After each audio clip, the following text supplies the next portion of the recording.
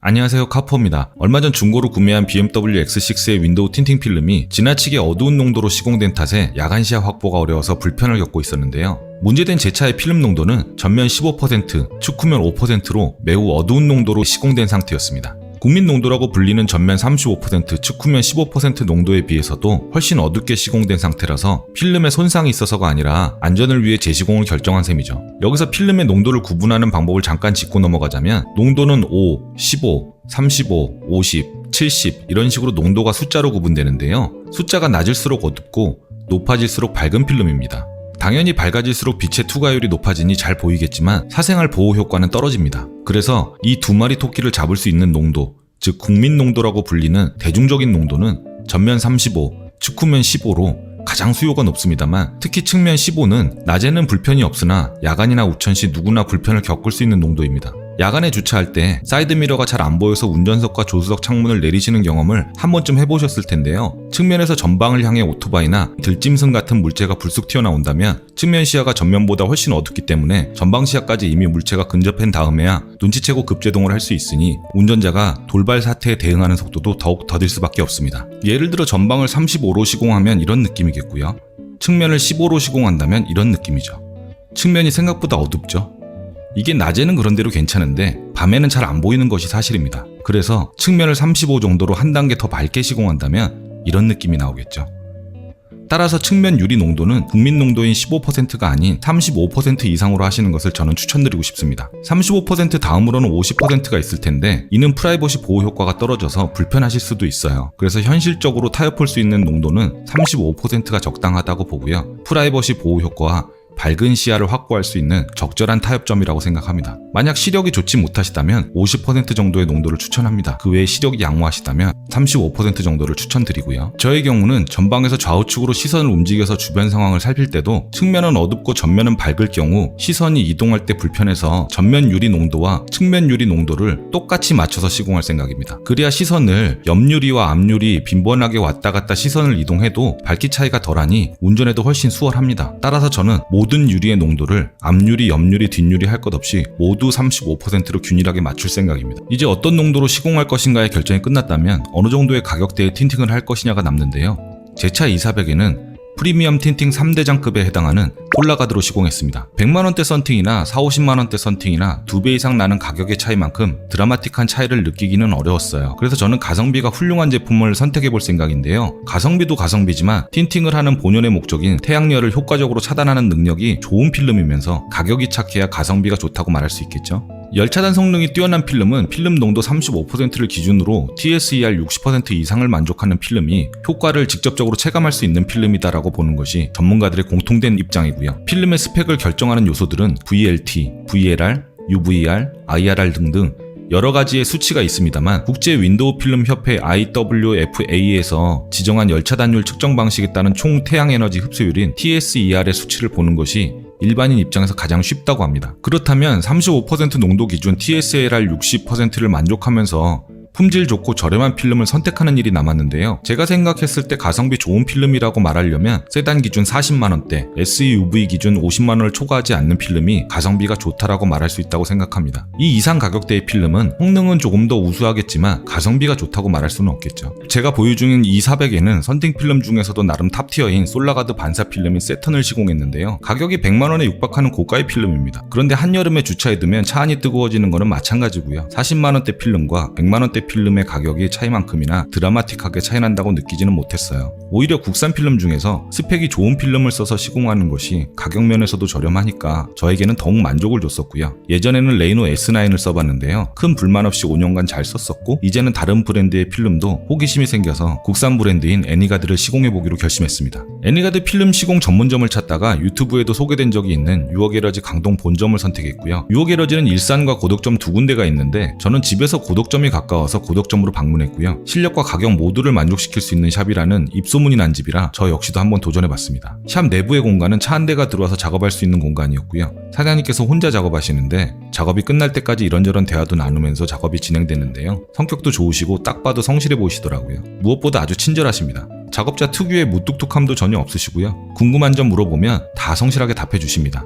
본격적으로 작업이 시작되기에 앞서서 마스킹 테이프를 붙이는 작업이 진행 중입니다. 마스킹 테이프를 붙이는 작업이 헤라를 움직일 때 흠집으로부터 차체를 보호하려고 붙이는 줄 알았는데 사장님께 여쭤보니까 창문 틈새 내장재가 융처럼 털이 나 있는 섬유 재질로 감싸고 있는데요. 여기를 통해 먼지가 유입될 수 있어서 그 점을 보호하기 위해 붙이신다고 합니다. 이어서 차량 내장재에 세제가 묻는 것을 방지하기 위해 보호 비닐과 천으로 틈새를 막고 있습니다. 문짝에도 붙이고요. 대시보드 쪽에도 천으로 감싸고 있습니다. 자동차 내부에는 여러 가지 배선이나 모듈이 있기 때문에 최대한 수분 침투를 막는 것이 좋겠죠. 먼저 앞유리부터 기존 필름 제거가 시작됐습니다. 예전에는 힘으로 뜯어내고 유리에 남은 본드를 긁어서 제거했다면 요즘은 스팀기로 살살 달래가면서 본드 자국 없이 깨끗하게 제거가 가능해 보였습니다. 다만 기존 필름 재질이 무엇이냐에 따라서 스팀으로 해도 본드가 남는 경우가 있는데요. 너무 저렴하고 품질 낮은 필름으로 시공할 경우 제거에도 어려움을 겪을 수 있다고 합니다. 특히 뒷유리의 경우에는 열선 때문에 본드 자국이 남는다면 이 본드를 제거하는 과정에서 열선에 손상이 올 수 있으니까 시장에서 충분히 검증되지 않은 필름을 피하시는 게 좋겠습니다. 지금 이 차에는 영업사원이 서비스로 주로 시공하는 스미스 클럽의 필름으로 시공된 상태였는데요. 서비스용 필름이긴 해도 제거에 큰 어려움 없이 잘 제거가 되고 있습니다. 스미스 클럽 필름도 나쁘지 않네요. 제거 과정에서 기존 필름이 뜯어져 나오고 있는 모습을 보시면 아시겠지만 앞유리의 농도가 얼마나 진한 상태였는지 육안으로도 충분히 확인이 되시리라 봅니다. 반쪽만 떨어진 상태에서 보셨을 때 이 차이가 느껴지시죠?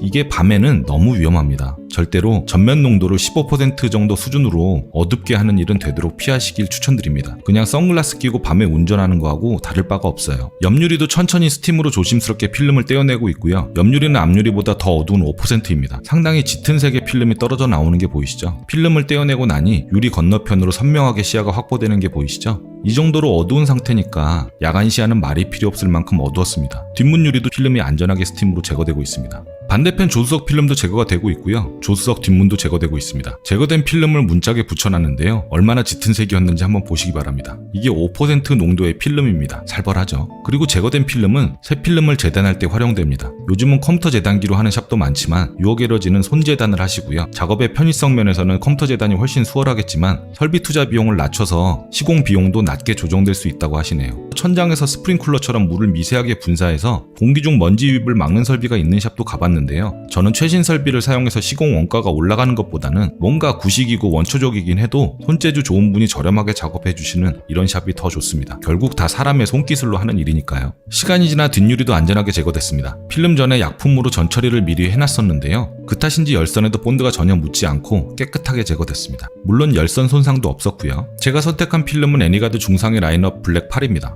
애니가드는 국산 필름이면서 60개국에 수출하는 중소기업 제품입니다. 국내외 여러 브랜드 중에서도 후발주자에 속하고요. 인지도가 최근에 많이 확장된 브랜드입니다. 시장에서의 만족도도 높은 편이고 무엇보다 성능 대비 가격이 착해서 가성비 필름을 찾는 분들이 주로 선택하신다고 합니다. 유통 과정에서 광고비를 없애서 가격 거품도 없는 편이고요. 여러모로 좋은 평을 받는 필름이라고 합니다. 필름을 재단하고 계시고요. 기존에 제거된 필름을 활용하여 재단하고 계십니다. 대략적인 크기로 재단한 후에 유리면에 부착할 때 날카로운 칼로 정밀하게 다시 재단된다고 하니까 어찌 보면 컴퓨터 재단이 반드시 필요한 것만은 아닌 것 같습니다. 재단이 끝나면 유리면의 굴곡에 완벽하게 밀착시키기 위해 히팅건으로 열 성형을 하고 계시고요. 이게 고열로 한 번에 하는 게 아니라 낮은 열로 천천히 유리면의 굴곡에 맞게 성형이 진행 중입니다. 이 성형 과정에서 열을 과하게 가하면 필름의 성능 저하가 있을 수 있으니 전문가의 기술이 요구되는 영역입니다. 열 성형이 끝나면 제거된 유리면에 먼지가 달라붙어 있을 수 있기 때문에 다시 한번 유리면을 세척하고요. 새로운 필름을 그 자리에 부착합니다. 부착 과정에서 유리와 필름과의 일체감을 높이기 위해 유리 끝쪽을 칼로 도려내는 쉐이딩 작업을 진행하고 계시고요. 이 쉐이딩도 면 처리를 고르게 하지 않는다면 문을 여닫는 과정에서 필름이 끝부분에서 일어날 수 있으니까 섬세한 작업이 필요한 영역이라 할 수 있겠습니다. 지금 부착된 필름은 35 농도의 필름인데요. 5%만큼 프라이버시 보호 효과가 강력하지는 않고 밖에서 차 안이 어느 정도는 보이는 농도인데 뚜렷하게 사람 얼굴을 식별할 수는 없는 농도이면서 시야가 충분히 확보되는 농도라 괜찮은 선택 같습니다.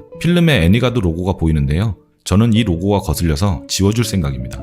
이런 틴팅 필름 로고는 운전 시야에 방해되거나 동승자 역시도 거슬 때가 있습니다. 이 로고를 1초 만에 지워버릴 수 있는 간단한 방법이 있는데요. 다이소에서 2,000원이면 살 수 있는 스티커 제거제로 아주 쉽게 지울 수 있습니다. 부드러운 걸레에 스티커 제거제를 1초 정도 가볍게 뿌려주시고요. 지워내고 싶은 로고에 가져다 대고 살며시 문질러주면 순식간에 지워집니다. 스티커 제거제가 없다면 매직 블럭이나 물파스, 물티슈로도 지울 수 있는데요. 한 번에 부드럽게 지워지는 게 아니라 반복적으로 빡빡 문질러줘야 되니까 가장 안전하게 지울 수 있는 방법은 스티커 제거제가 딱인 것 같습니다. 조수석 창문도 다시 한번 먼지 제거를 위해 유리면을 세척하고 새로운 필름으로 시공되고 있습니다. 마찬가지로 쉐이딩 작업이 진행되고 단단한 압착을 위해 유리 틈에 종이를 끼워넣고 마무리가 됐고요. 뒷유리도 동일하게 작업이 진행되고 있습니다. 은근히 손이 많이 가는 작업이네요. 그냥 핸드폰 보호 필름 붙이는 것과는 차원이 다른 작업입니다. 면적이 가장 큰 앞유리 작업으로 돌입했고요. 유리 면적이 넓은 만큼 세척에도 좀 더 시간이 걸리네요. 아울러 앞유리는 공률이 커서 열성형에도 시간이 많이 걸리더라고요. 또한 룸밀로도 탈거해야 돼서 옆유리 작업보다는 조금 더 복잡한 편입니다. 비눗물이 충분히 뿌려지고 새로운 필름으로 재시공되고 있습니다. 기존 필름에 비해서 훨씬 밝아졌네요. 밤길에도 전보다는 훨씬 덜 위험할 것 같습니다. 현재 시공되는 필름 농도는 측면과 동일한 밝기인 35%입니다. 더 밝은 50%도 있지만 프라이버시 보호 효과도 어느 정도 거두기 위해서는 35 정도가 딱 알맞은 것 같네요. 앞유리와 측면 유리 시공이 끝났고요. 필름의 색상은 검정색에 가깝네요. 아주 평범하고 단정한 색상입니다. 외부에서 바라보면 희미하게 내부가 들여다보이는 정도고 사람의 얼굴 식별은 뚜렷하게는 어려운 정도입니다. 사람이 안에 타 있는 것 정도는 식별 가능한 농도이고요. 어때요? 잘 보이시죠? 내부에서 밖을 바라보는 시인성도 이 정도면 아주 만족합니다. 끝으로 뒷유리가 남았고요. 뒷유리 역시도 앞유리처럼 면적이 넓기 때문에 열성형에 시간이 꽤 걸리고요. 내장재도 일부 탈거해야 됩니다. 기존 유리면을 세척하고 새로운 필름으로 재시공되고 있고요. 뒷유리 역시도 35입니다. 내부에서 밖을 내다봐도 시인성 면에서는 아주 좋네요. 보시다시피 밖에서는 안이 뚜렷하게 보이지는 않습니다. 하지만 이 농도도 국민 썬팅 농도에 비해서는 2배 이상 밝은 농도입니다. 어때요? 괜찮지 않나요? 요즘은 어항 틴팅 70%도 유행이긴 합니다만 저는 너무 훤히 들여다보이는 것보다는 이 정도가 딱 좋은 것 같습니다. 제가 진행한 윈도우 틴팅 작업을 총 정리해서 말씀드리자면 필름은 애니가드 블랙 8로 시공했고요. 앞유리 측후면 유리 모두 동일한 농도인 35로 선택했습니다. 애니가드 블랙 8의 30의 필름이지만 실제 가시광선 투과율은 35입니다. 그러니 35로 보는 게 맞습니다. 또한 총태양 에너지 차단율 60%를 만족하는 고성능 필름이고요. 금액은 수입 SUV인 BMW X6를 기준으로 50만원이고요. 세단의 경우 45만원 선이라고 합니다. 운전석에서 조수석 쪽 방향으로 비스듬하게 바라보거나 터널에서 차선등을 볼 때도 울렁이는 무아래 현상 없이 깨끗하게 보였습니다. 어떤 면에서는 레이노 S9보다 낫네요. 이 정도면 여러분들께 가성비 필름으로 추천해도 손색이 없을 듯 합니다. 시공점인 애니가드 강동 본점 링크는 제가 본문에 기재해 놓겠습니다. 이 정보가 여러분들께 도움이 됐으면 하는 바람이고요. 지금까지 카푸어 지식 채널의 카푸어였습니다. 시청해주셔서 감사합니다.